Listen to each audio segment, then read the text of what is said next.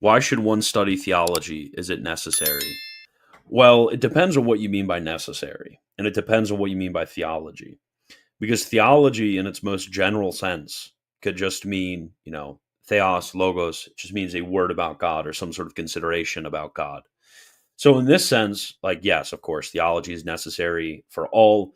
Or by theology, you could specifically refer to the scientific habits of theology. And in this way, we can say that it's necessary to a greater or lesser degree, depending on one's state in life.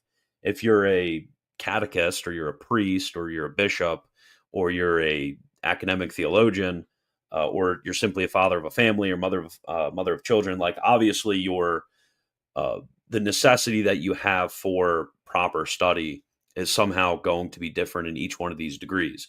But any sort of consideration of how what is taught by the magisterium is contained in the sources, or how these connect together, or what sort of conclusions we can draw forth from this, basically, everybody, when they're interacting with the teaching of the church, whether through the reading of magisterial documents or through the listening of a homily, these people are going to be engaging in some degree to the science of theology.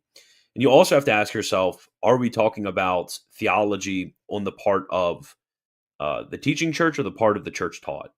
Because a lot of the theology that laymen are going to engage in are not going to be theology that they themselves are going to be, it's not going to be the fruit of their own contemplation. Rather, it's going to be handed on to them from another.